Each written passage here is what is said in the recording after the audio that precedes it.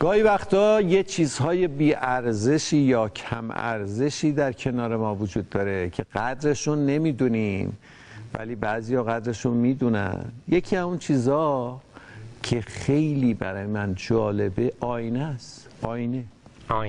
آره. ما همیشه از کنارش رد میشیم، میایم میریم، هیچ وقت اصلا اهمیتی براش. 90 آینه تمام نمای فوتبال هست. به هر حال توی فوتبال حاشیه هم هست دیگه، خیلی مشخص آینه مثبت ها و منفی هاست برنامه 90.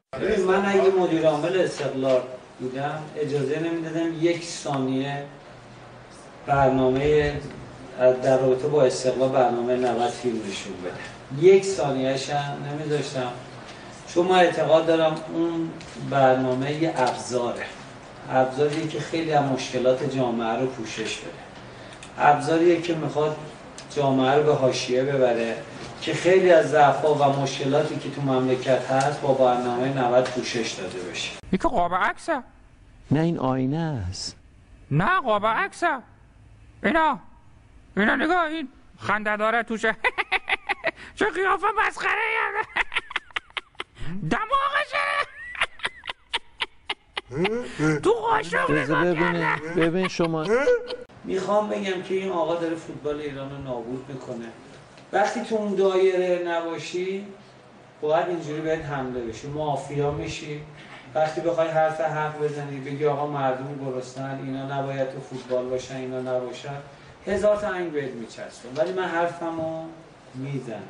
اگه قرار باشه یک دقیقه بمونم، ایشالله به لطف خدا و اهل بیتیم هم نتیجه میگیره. چند سال هم هست که شده دیگه. ولی این آقا داره به فوتبال ایران خیانت. این آینه است. این منم جیگرم. نه تو نیست. ببین از نظر آقای فردوسی پور، اگه من بچم میره پای میز قمار میشه، شراب خوار میشد، منم میشدم الگوی آقای فردوسی پور. این چیه؟ این قاب عکس آینه است. ببینم تو شو. خب آینه است دیگه. چه خوشگله، چه نازه، چه پسر خوشگلیه توش. این آینه. خب اینه برنامه ما. آقای فردوسی پور، تو ابزاری هم داری به جامعه خیانت میکنی، هم به فوتبال. این هم بنویسین، از قول من بنویسید. آینه چون نقش تو بنمود راست، خود شکن آینه شکستن خطاست.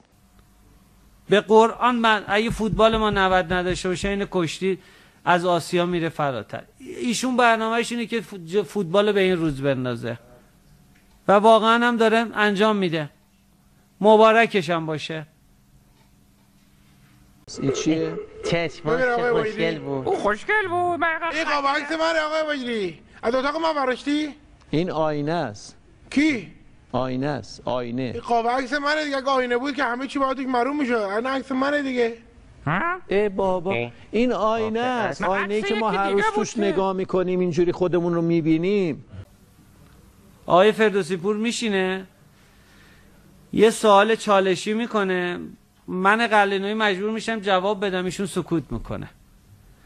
فردا یا پس فردا عواملش به اون آدم حمله میکنه.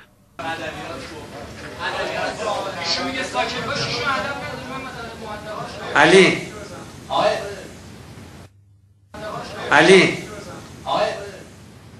عکس خودت افتاده تو آینه. آینه؟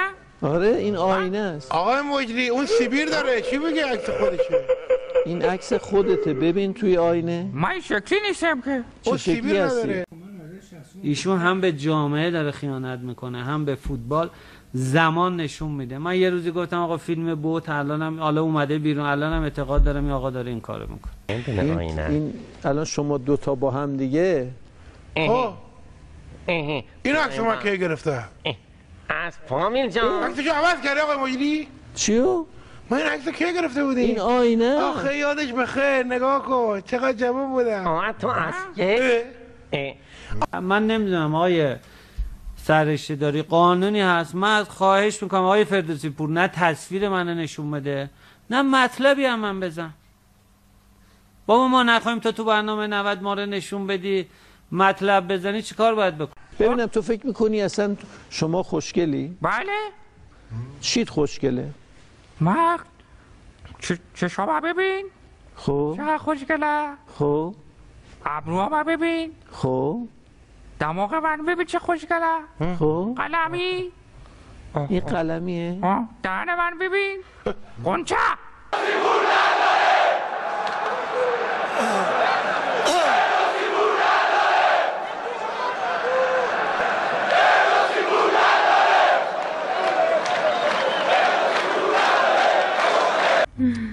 توی آینه نگاه بکنی خودتونو. آقا آینه و عکس من آقا منظورت چیه میگی آینه؟ راست میگه، من چقدر شبیه تو هم. اون منم بری دور از جون، دور از جون. میخوای یادگاری نگه دار. اینقدر خوشت اومده. خوبیه همه ماها و همه بزنی. شما در اینه که هممون فکر میکنیم خیلی خوشگلیم. آقای مجری عکس عوض شد. خوشگل باشین.